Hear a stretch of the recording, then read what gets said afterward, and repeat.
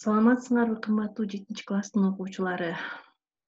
Мен Талас Мээрим жалпы билим берүү лицейинин кыргыз тили жана адабияты мугалими Молдосанова Айнагүл. Менин телефон номерлерим 704 03 10 62 773 51 86 88. Кымбаттуу окуучулар, эгерде суроолоруңар болуп калса, мага ушул номерге чалып байланышсаңар болот. Биздин бүгүнкү өтө турган темабыз 4-чейректин 1 сабагы болгон Мырзабек Тойбаевдин Жоронун жоруктары аттуу 2 көшөгөлүү комедиясы. Чыгарма 2 сабакка бөлүнгөн, ошон үчүн биз бүгүн 1 сабагыбызды өтүп баштайбыз. Адегенде сабактын максаты менен тааныштыра кетейин. Чыгарманын көтөргөн жүгүн чече билебиз. Комедиянын негизги маанисин, маңызын ачууга аракет жасайбыз. Экинчи, адамдагы ыймандуулук, адамгерчилик, адептүүлүк, адамдык парасат деген эң жакшы сапаттарды өзүбүзгө калыптандырууга аракет кылабыз. Үчүнчү, өз көз карашыбызды эркин айтууга, чыгарманы ар тараптуу талоого жетишебиз. Ал эми төмөнкү көрсөткүчтөрдү биз өзүбүзгө кабыл алууга тийишпиз. Алар менен тааныштыра кетейин. Биринчи, автордун өмүрү, чыгармачылыгы менен кенен таанышасыңар. Экинчи, чыгарманы көркөм уюттуу, долбоор жана башка ыкмалар аркылуу кенен талоого аласыңар. Үчүнчү, чыгарманын маанисин түшүнөсүңөр. Кийинкиси, адамдык парасат, ыйман, адамгерчилик, байлык, бийлик, жаратылыш менен гармонияда жашоо жөнүндөгү кенен ой жүгүртө аласыңар. Чыгарманы жакшы түшүнүп, ага баа бере билүүнү үйрөнөсүңөр. Көркөм чыгармадагы жашоо менен чыныгы турмуштагы жашоону ажырата билесиңер. Кымбаттуу окуучулар, силер чыгарманы өтүүдөн алдында ар бириңер көңүлүңөрдү жакшылап коюп, угуп, анан телефонуңарга ар бир слайдты тартып алсаңар дагы болот. Анткени сабактын аягында ар бирибиз тапшырма алабыз. Ошол тапшырма менен иштөөдө сөзсүз түрдө телефонуңар жардамга келет. Же болбосо керектүү жерлерин жазып алып турсаңар дагы болот. Демек, биз сабагыбызды баштаардан мурда сөзсүз түрдө чыгарманын автору менен таанышып кетишибиз керек. Мырзабек Тойбаев деген ким? Ал жөнүндө маалыматтарыбыз барбы? Ошон үчүн жакшылап кулак салгыла. Мырзабек Тойбаев Кыргыз Республикасынын эл жазуучусу, белгилүү драматург, акын, адабият таануучу жана котормочу. Демек биз анын көп кырдуу талант экендигинен мисал алып атабыз. Мырзабек Тойбаев Чүй районунун Алчалуу айылында 1935-жылы 25 январда туулган. 1952-жылы Алчалуу орто мектебин, 1958-жылы Кыргыз мамлекеттик университетинин филология факультетин бүтүргөн. 1965-68 жылдарда Кыргыз СССР Илимдер академиясынын Тил жана адабият институтунда аспирантурада окуп, Кыргыз драматургиясындагы жаңы адамдын образы деген темада кандидаттык диссертациясын жактайт. Эмгек жолун 1958-жылдан Кыргыз радиосунда редактор, Фрунзе телекөрсөтүү студиясында жооптуу редактор болуп иштөөдөн баштаган.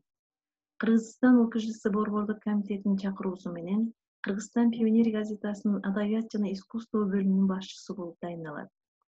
1968-71 жылдарда Кыргыз Совет энциклопедиясынын маданият жана искусство редакциясынын башчысы. 1976 жылга чейин Кыргыз СССР Маданият министрлигинин репертуардык редакциялык кошмо коллегиясынын башкы редактору болуп иштеген. 1977-79 жылдарда актерлор үйүнүн директору, 1980-85 жылдарда Жазуучулар союзунда адабий консультант, 1991 жылдан Республикалык кыргыз тили коомунун вице-президенти, 1994 жылдан Жазуучулар союзунун аппаратынын башчысы, 1993-2006 жылдардын аралыгында Кыргызстан драматургдарынын ассоциациясынын президенти. 2002-жылдан Кыргыз Республикасынын Маданият ишмерлер ассамблеясынын коомдук бирикмесин уюштуруп, анын биринчи вице-президенти. 2006-жылдан Кыргыз Республикасынын Маданият ишмерлеринин ассамблеясынын президенти. 2000-жылдан Кыргызстан Россия достугу коомунун башкармачылыгынын мүчөсү, анын вице-президенти болгон.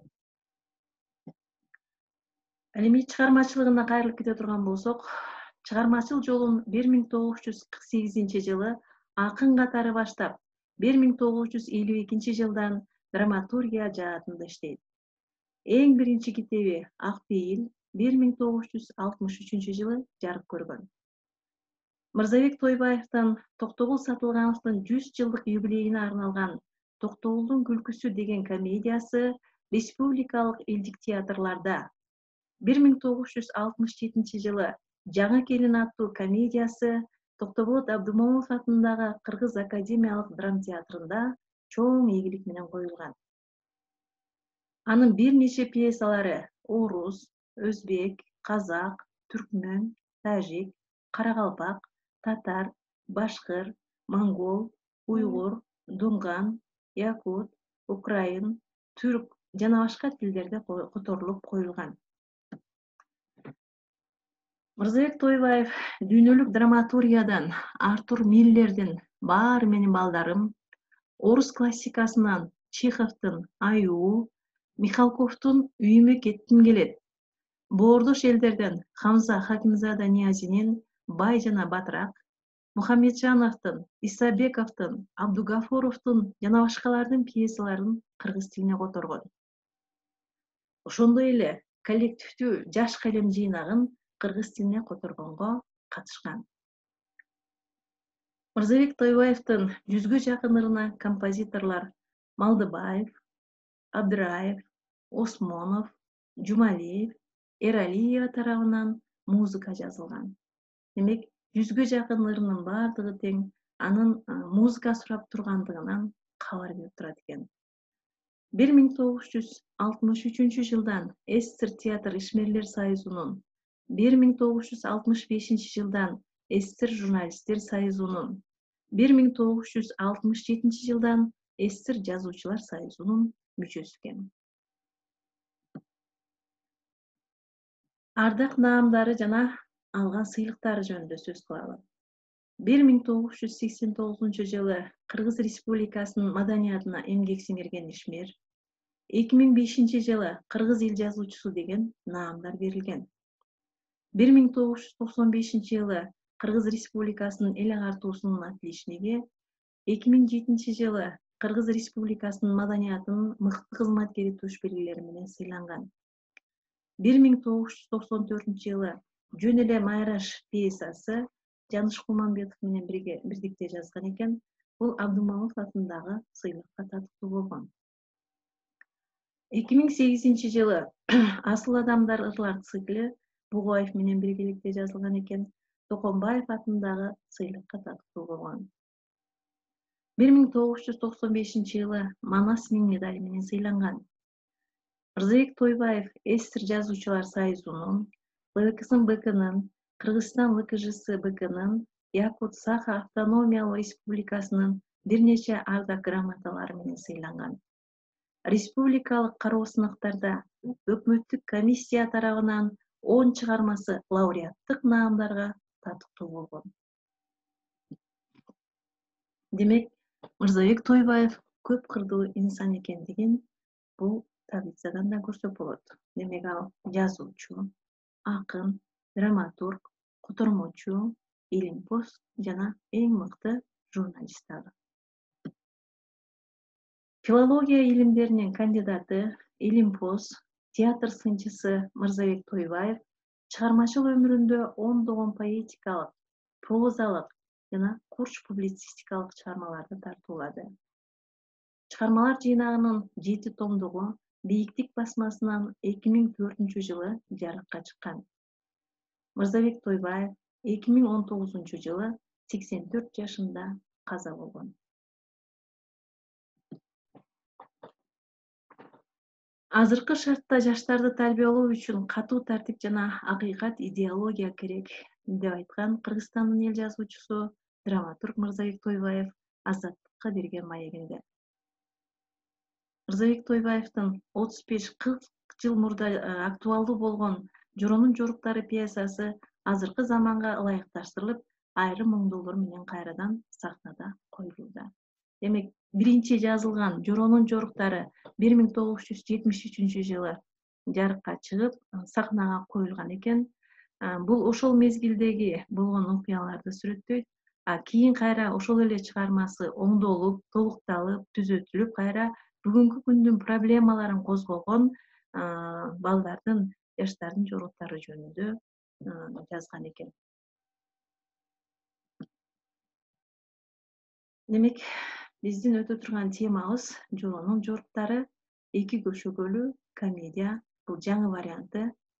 Чыңгыз Айтматовдун жаркын элесине арнагандыгын автор чыгарманын башына жазып калтырган экен. Анткени чыгарма 2008-2009 жылдары кайрадан иштелип, оңдолуп жарыкка чыкты.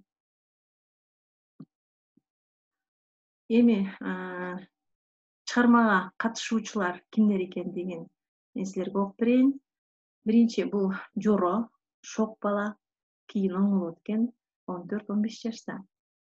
Атасы, апасы, андан кийин Мира Мелис деген жакшы окуган, окуунун алдыңкылары, отличник классташтары бар. Андан кийин чоң ата Алмадай, Айбек. Алмадай болсо бул чоң атанын келини, Айбек болсо чоң атанын небереси 12 жашта болот. Андан тышкары Жоронун классташтары Руслан, Адыл, Алина, Аня жана Санжар катышат. Булар Би группасынын балдары. Эми чыгарма биздин китебибизде жок болгондуктан мен окуялар топтому менен жазып силерге түшүндүргөнгө аракет кылдым. Колдон келсе жакшылап түшүнүп, угуп, телефоңарга тартып алып отургула. Биринчи көшөгө бул Бишкек шаарындагы Жоронун үйүндө өтөт.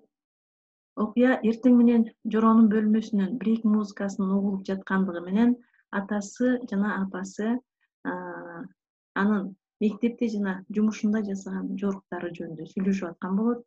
Атасы анын адепсиз кылык жоруктары жөнүндө айтып кейит.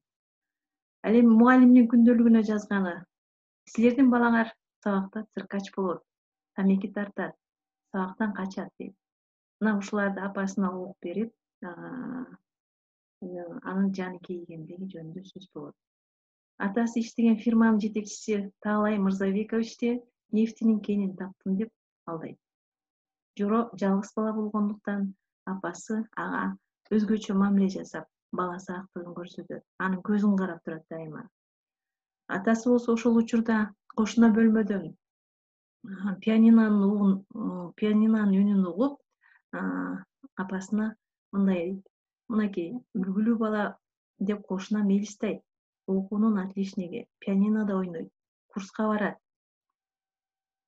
Мына биздин балабыз ушундай болсо гана деген ниетте муну айтып турганы. Ошол мезгилде Жоро бөлмөсүнөн рэп стилинде бийлеп чыгат. Өз оюн, тилегин ырдап, бийлеп түшүндүргүсү келет. Атасы болсо ага насаат айтат, бирок Жоронун угаар түрү жок. Ата-эненин бала менен сүйлөшүп баарлашканга, анткени убактылары тар. Жоро кымбат кийим кийингиси келет, бирок ата-эненин айткан сөзүн укпайт. Жумшаса, тил албайт. Жалкоолугунан атасынын унутуп кеткен папкасын алып барып бербейт. Эстегенде келет да, деп апасына моюн толгойт. Ошол учурда Мира келип, сабактан качып, эжекесинин жинине тийгендиги үчүн Ысык көлгө фестивалга бир гана анын барбай калганын кабарлайт. Жоро өзү Би группасын түзүп, бирок тизмеден чийилип калганына абдан ыза болот. Кошунасы Мелисти телефон чалып чакырат дагы, анын жинине тийгиси келет. Ага Улуу Жибек жолу менен археологдордун экспедициясына кошулуп, саякатка чыгам деп калп айтат. калп айткандыгы анын мелис менен сүйлөшүп аткандагы диалогунан эле байкалып турат. Коштошордо тамеки чегип, вино ичип коелу деп сунуштайт. Мелис болсо анын жашоодо баарын көрүш керек деген сунушун четке кагат да, анын стиль сабагынан курска кетет.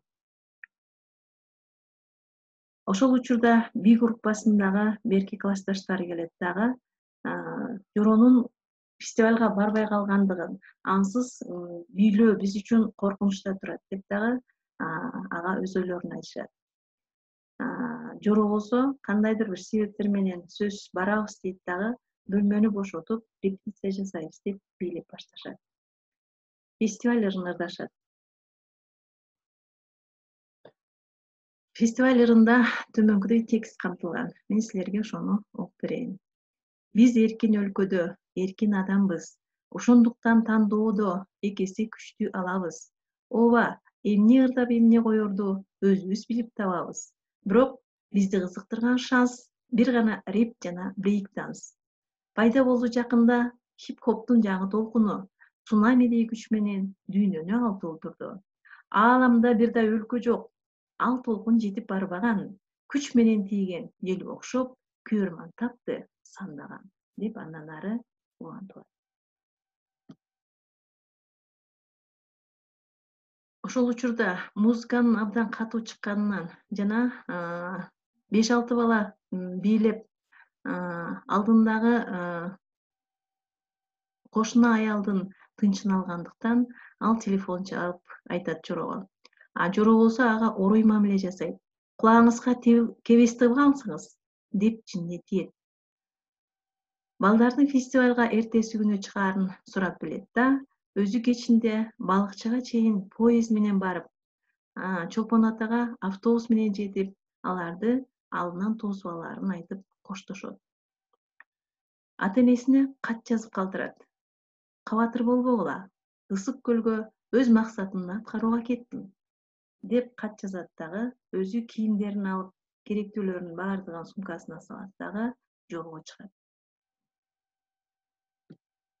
Мынакей кымбаттуу окуучулар, биз Жоронун жоруктары комедиясынын биринчи көшөгөсүн ушун менен жыйынтыктадык. Кийинки сабакта биз экинчи көшөгө менен баштайбыз. Ошон үчүн биринчи көшөгөдөгү проблемалык суроолорго силер даярдык көрүп, жооп берип келишиңерди мен силерден суранып кетет элем. Ошон үчүн бул проблемалык суроолорду телефонуңарга тартып алгыла. Биринчи, мугалимдин күндөлүккө жазган: силердин балаңар сабакта циркач болот. Биз эмне клоунду уктуп жатабызбы? Балаңар тамеки тартат деген сөзү ата-энесине кандай таасир берди? Анткени атасы бул күндөлүккө жазган сөздү угуп аябай жаны кейип, апасына ушуну кандай кылабыз деген оюн айткан болчу да. Апасы болсо бул биздин жалгыз балабыз, кантсе да акылына кирер.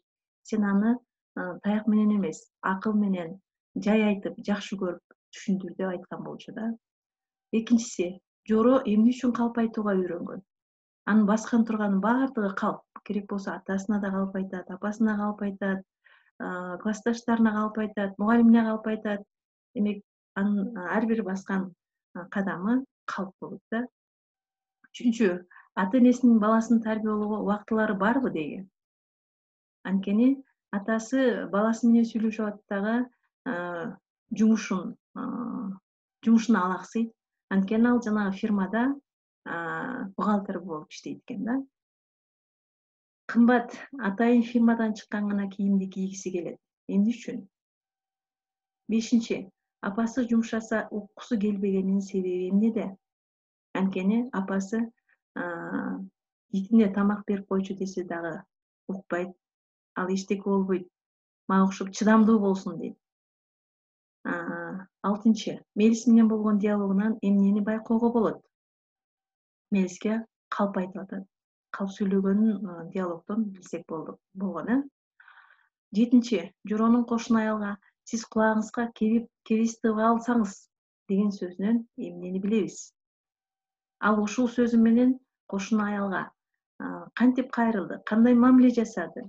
Өзүнүн адепсиздигин көрсөттүбү же болбосо башкабы? Ошол суроолорго жоопду алып келели.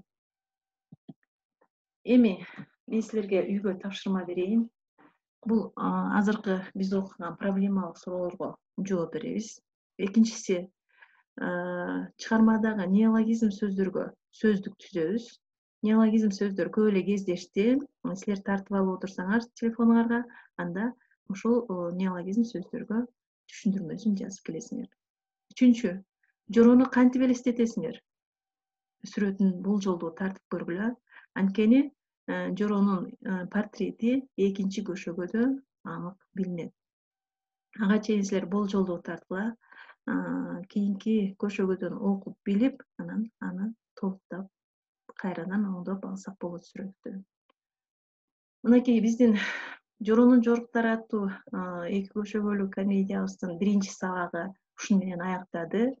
Кийинки сабакка чейин көрүшкөнчө сак саламатта аман эсен туруңуздар.